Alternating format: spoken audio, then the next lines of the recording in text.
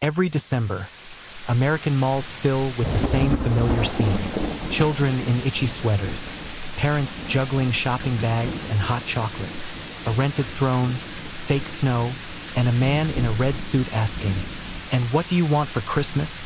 In Evergreen Mall outside Columbus, Ohio, the Santa photos from December 14th, 2021 look exactly like that. Kids laughing, lights glowing, parents smiling just out of frame. But if you line up every photo taken that day, hundreds of snapshots, dozens of families, hours of footage, one detail never changes. The Santa in the chair never takes off his mask. Not once, not for a break, not for a drink of water, not even when he walks away from the set.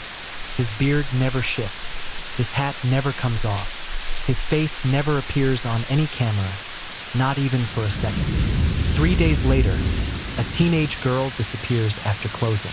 The last place she was seen, standing next to that Santa, laughing with her friends.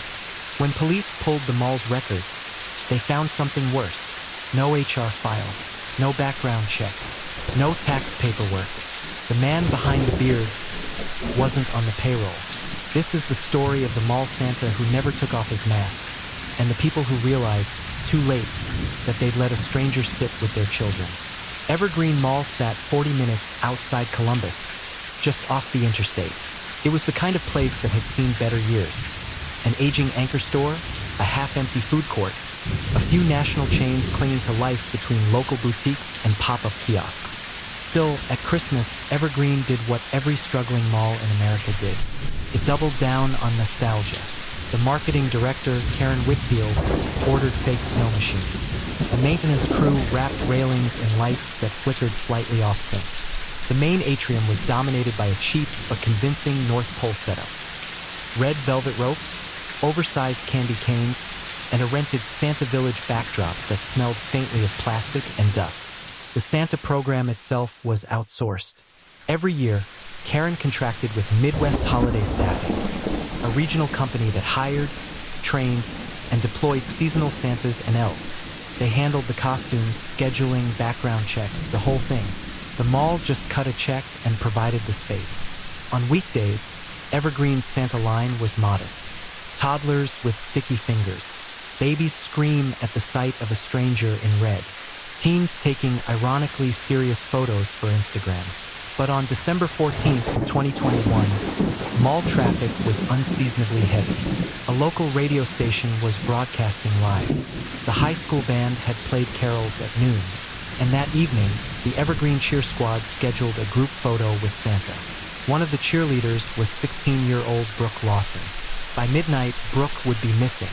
By the end of the week, the parents who'd smilingly handed their children to the man in the red suit would look back at their photos and notice the same thing. His eyes. You could never see his eyes. On paper, the hiring process was simple. Midwest Holiday Staffing emailed Evergreen Mall a list of names, headshots, and shift schedules in early November. HR checks, basic background screenings, and references had already been run. Karen approved the schedule, the mall signed the seasonal services contract, and that was that. For December 13th to 15th, the assigned Santa was listed as Franklin Frank Hargrove, age 58, prior seasons. 3 status, cleared. Frank's file showed a man with a long white beard, red cheeks, and a gentle smile. A retired auto plant worker, grandfather of 5, no criminal record, reliable if a bit quiet. On December 14th, Santa was scheduled to start at 11 a.m. and finish at 8:30 p.m., with 2 15-minute breaks and 1 30-minute meal break. At 10:30 a.m., Karen checked her clipboard, looked at the small dressing room behind the Santa set, and frowned. Frank wasn't there.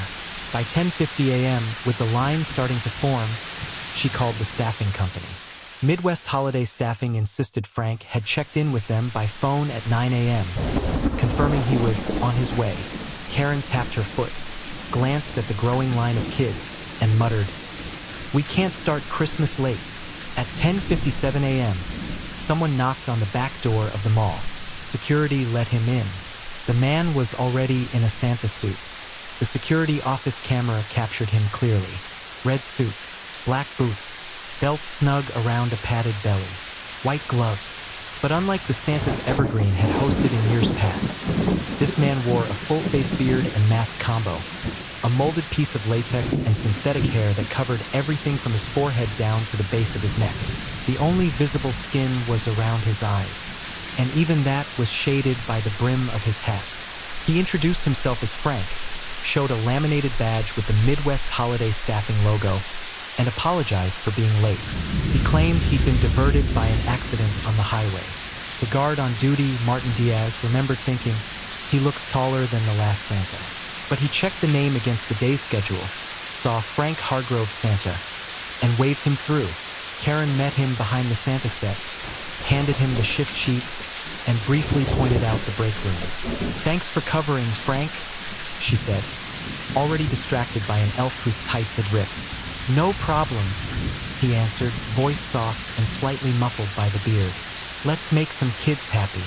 At 11:02 a.m., the cameras in the atrium recorded Evergreen Santa taking his throne. From that moment until closing, whenever any lens was pointed in his direction, security, phones, DSLR cameras, even TV news, he was fully in character. Head tilted, belly laugh ready, hands open for kids to climb onto his lap. Not once did anyone see him pull off the beard. Not once did he remove the hat. Not once did anyone see his full face. By late afternoon, the line snaked past the pretzel stand. Brooke Lawson arrived with 3 friends from the Evergreen High School cheer squad. They were still in their jackets from practice, ponytails high, glitter eyeliner smudged from the long day. Brooke wasn't the kind of girl who drew trouble. Honor roll student, part-time barista, no juvenile record, no secret boyfriend that anyone knew of. Her mother described her as hardworking and the oldest child responsible. She had agreed to swing by the mall to help pass out flyers for the cheer squad's upcoming fundraiser. The Santa photo was an afterthought, something silly, a group shot they could use for social media. Security footage showed the 4 girls approaching the Santa set around 6:18 p.m. They joked with the elves, fixed each other's hair, and handed their phones to a nearby mom to snap a few extra angles. When it was their turn, they clambered around Santa, lastly done as kids, 2 on each arm of the chair, Brooke perched on the edge of his knee, laughing. In every photo, Santa's gloved hand rests lightly on her shoulder. In every photo, his eyes are turned toward her, just slightly more than the others. Afterward, the girls grabbed smoothies and wandered down the mall, chatting about finals and holiday plans. At 6:47 p.m., they walked past the shoe store. At 6:53 p.m., they split up at the main entrance. 2 went to meet rides. 1 headed to the restroom, and Brooke said she was running back to check something. That was the last time her friends saw her. The last camera to capture her clearly showed her turning back toward the Santa set. At 7:02 p.m., she walked out of frame. She never walked back in. The mall closed that night at 9 p.m. Karen did her usual walkthrough, checking gates, confirming shop fronts were locked, and thanking the last few stragglers for coming. The Santa set closed at 8:30 p.m. sharp. Footage showed the last child leaving Santa's lap at 8:26 p.m. The line closed sign went up. An elf ushered away a disappointed dad who'd arrived too late. At 8:31 p.m., Santa stood, waved to the empty atrium, and stepped behind the red curtain toward the dressing area. 2 cameras watched that path. 1 fixed on the set in a wide shot. 1 in the service corridor behind the curtain. In the wide shot, Santa disappears behind the backdrop and never reemerges. In the corridor shot, he never appears at all. The hall camera shows only 8:29 p.m. a janitor pushing a mop bucket. 8:37 p.m. a food court worker hauling trash. 8:45 p.m. an elf in costume, texting as she walks to the break room. No Santa, no red suit, no white beard. He doesn't show up at the back entrance. He doesn't pass through the loading dock. He doesn't appear in the parking lot. On video, the mall Santa simply ceases to exist. At 10:18 p.m., Brooke's mother calls her phone. It goes straight to voicemail. By 11:06 p.m., she's filed a missing person report. By sunrise, Detectives will be watching footage of a girl who walked toward a Santa set and disappeared from a building where every exit has a camera. And a Santa who walked behind a curtain and never came back out. Detective Marcus Hale had learned to hate mall cases. Too many cameras, too many people, too many blind spots that weren't really blind, just blocked by balloons, displays, or human chaos. Still, a missing 16-year-old required urgency. He started where any parent would: Brooke's phone. Last pings, 6:51 p.m., inside Evergreen Mall, near the atrium. 7:04 p.m., same area. Signal briefly flickers. 7:08 p.m., phone goes offline. Her social media showed nothing unusual. Silly selfies, homework complaints, Christmas wish lists, and a few inside jokes with friends. Her last text, sent at 6:49 p.m., read, "Hold on, I'm coming back. Just want to check something." Check what? Hale went to the mall. He pulled the atrium footage. He watched the 4 girls laugh in line, pose with Santa, and walk away. He watched Brooke turn and drift back toward the set. But when she approached the Santa area again, something changed. The line was gone. The elves were cleaning up.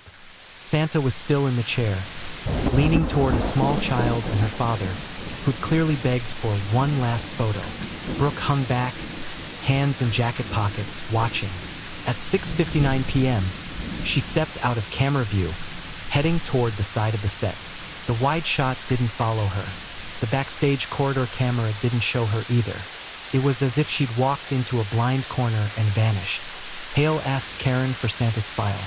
She handed over the printed schedule and Midwest holiday staffings packet. "Do you know him personally?" Hale asked. Karen frowned. "I've seen him in costume for 3 seasons," she said. "But out of costume? Honestly, I'm not sure I'd recognize him." That realization hit her as she said it. Hale flipped through the packet.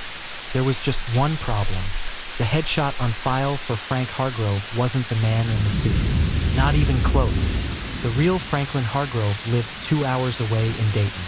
When Hale's team contacted him, he sounded confused and guilty at the same time. "I was supposed to be there that week," he admitted. "But my daughter got pneumonia. I called the staffing agency and told them I couldn't make it. They said they'd send a replacement. I assumed they'd let them all know." Midwest holiday staffing confirmed the illness, but their records showed something odd. There was no replacement log for December 14th, no updated schedule, no revised name. Their digital sign-in system had no Santa clocked in at Evergreen Mall that day. On their books, no one had worked that shift. Sometimes, with repeat clients, the mall reuses an old Santa directly. The staffing rep suggested weekly. Maybe they hired someone local as a last-minute cover? Karen bristled. "No," she said. "We don't hire Santas ourselves. We've been using your company exclusively for 7 years." "So who let him in?" Hale asked. Every path led back to that moment at the security door at 10:57 a.m. A man in a Santa suit, a schedule with the right first name, a badge that looked official at a glance. The badge itself had been turned in by Martin, the guard. Printed logo, laminated plastic, a barcode that scanned to nothing. The name field read, Frank, seasonal. No last name, no ID number. The lamination was cheap. The corners were cut unevenly.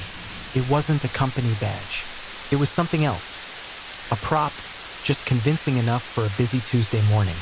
The elves who'd worked with Santa that day were all seasonal hires. College students on winter break, a few locals picking up extra hours. They all said the same thing. He never broke character. He called everyone kiddo and pal and sweetheart in a generic, warm baritone.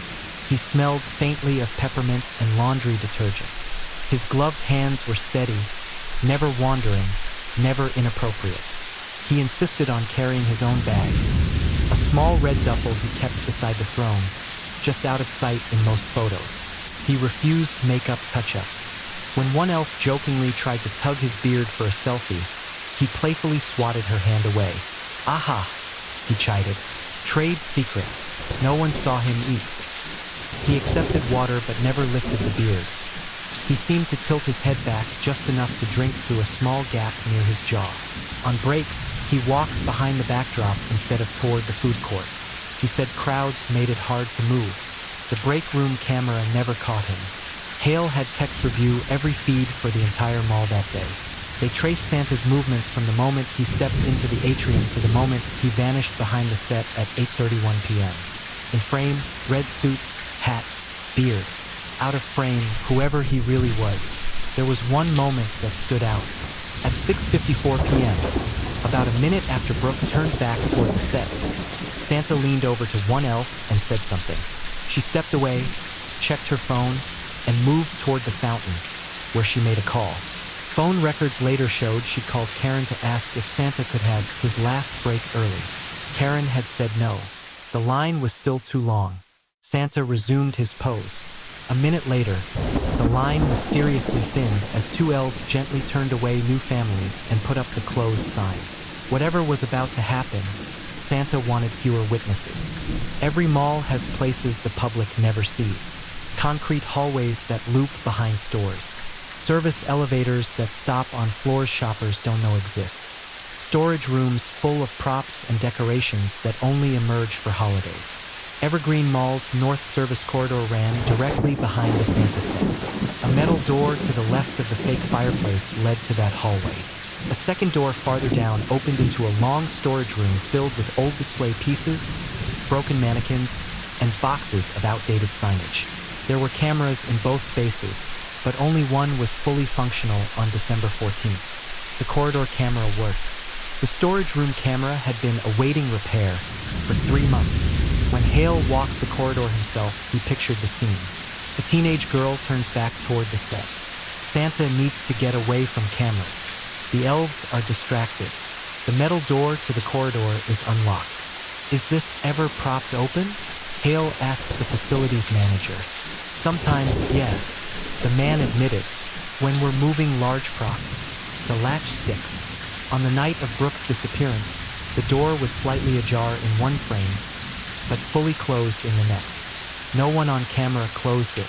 No one on camera opened it. The broken storage room camera, when they finally pulled the last functional frame from weeks earlier, showed the interior clearly. A narrow room, wire racks, a single emergency exit at the far end that opened to the back lot, and a small gap between the metal frame and the wall where someone handy could, theoretically, unbolt the alarm sensor. The kind of work a person could do in advance. Someone who'd scouted the mall, studied the cameras, and picked a holiday where no one pays attention to anything except what's right in front of them. The break in the case didn't come from high-tech forensics. It came from a bored mall employee scrolling through Instagram. 2 weeks into the investigation, while the news still referred to the case as the missing cheerleader and ran the same B-roll of Evergreen's atrium, a part-time shoe store worker DM'd the tip line. Her message contained a screenshot of a photo from the previous year's Santa event, December 2020. The shot showed a little boy on Santa's lap, crying. The Santa in the picture looked almost identical to the 2021 Santa. Same style suit, same big beard, same set backdrop. But if you zoomed in on the face, one detail was different. In 2020, the beard didn't fully cover the cheeks. You could just see the curve of a jaw, the hint of real skin, the lines of a human face beneath. In 2021, it was a full mask. The woman who'd posted the 2020 photo captioned it, "Back to see Santa again this year. Glad they got a nicer one this time." Reporters tracked her down. She explained that the 2020 Santa had been weird, too touchy, too chatty, asking kids if they'd been good enough. Her son had cried. She'd complained to management. Karen had quietly told the staffing company she didn't want that Santa back. Midwest Holiday staffing apologized and promised to reassign him. That man's name? Douglas Renton, former substitute teacher, twice divorced. No convictions, but there had been murmurs. Comments about him being overly friendly with teens. Whispers in a district that never turned into formal reports. Renton had moved out of state in early 2021, or so the company thought. When Hale pulled his file photo, his blood went cold. With a beard and 30 extra pounds, Renton could easily have been the 2021 Santa. And he was exactly the type of person who would know how to work around school cameras, corridors, and blind hallways. A nationwide bolo went out for Douglas Renton. His last known address in Indiana was empty. His forwarding address was a UPS store mailbox. His car had been sold months earlier. Flight records showed no tickets in his name. Credit cards had gone dead. It was like he'd stepped off the grid. Hale's team went back to Evergreen Mall for the third time in a month. They walked the path again, from the atrium to the service door, down the corridor, into the storage room, out the emergency exit. The back lot camera showed trucks, trash pickups, and occasional employee smokes. No Santa suit, no girl, no red duffel. But there was a blind spot between the storage room door and the line of dumpsters near the loading dock. A section of pavement no camera quite covered, thanks to an overhanging soffit and an old security mount that had been re-angled years earlier. Standing in that patch of shadow, you could load someone into the back of a van and never appear on any recorded feed. Did anyone park here that day who didn't belong? Hale asked. The facility's manager hesitated. There was a white cargo van, he said slowly. No logo, parked for hours. I thought it was there for a store delivery, but nobody signed the log. Parking lot footage confirmed it. A white van pulled in at 10:40 a.m., 15 minutes before Santa arrived. It backed into the blind cluster near the loading dock and never moved all day. The plates were stolen. The driver never stepped into a camera's view. At 8:35 p.m., a figure in dark clothing, not a red suit, appeared for 3 frames near the corner of the building, then disappeared toward the van. 30 seconds later, the van pulled out. Brooke's phone went dark at 7:08 p.m. By the time her mother called missing persons, she could have been hundreds of miles away. Or worse, to this day, no one has been charged in Brooke Lawson's disappearance. Her case file remains open. Every December, Evergreen High leaves an empty chair at the winter concert with her name on it. Every December, parents in Ohio look twice at Santas in malls and wonder who they really are. In the months after the incident, Evergreen Mall overhauled its security. New cameras with overlapping fields of view. Mandatory ID scans for all third-party workers. No more service doors propped open just for a minute. Midwest holiday staffing introduced stricter protocols, including live-check video calls before every shift to verify who was actually behind the beard. But the truth is simple and ugly. On December 14th, 2021, a man who wasn't supposed to be there walked into a struggling mall in a red suit. He carried a fake badge, a real plan, and a mask he never took off. He sat in a chair and invited children onto his lap while cameras rolled. He watched the crowds. He picked his moment. He used the chaos of holiday cheer, clogged corridors, and blind spots to get a teenage girl from one side of a wall to the other without anyone noticing. Technology saw everything it was pointed at. It just never saw him. Ask anyone at Evergreen Mall now, and they'll tell you the same thing. They don't hire Santas who wear full masks anymore. They don't let anyone backstage without triple-checking ID. They've learned the hard way that some traditions are only as safe as the people they trust to play the part. And somewhere, in a box of old Christmas photos, are smiling pictures of children on the lap of a man whose real face no one can remember. A man who may still be working seasonal jobs under a different name. In a different mall, surrounded by lights and music and parents who assume that if someone is wearing a costume, someone else must have checked them out first. The scariest part of this story isn't that a Santa never took off his mask. It's that for an entire day, no one asked him to. If this kind of long-form, faceless crime storytelling interests you, like the video to support the channel. Subscribe to Enter the Crime. Turn on notifications so you don't miss the next upload. Tell me in the comments, do you think this kind of perfect Santa predator scenario could happen in a real mall, or would modern security catch him sooner?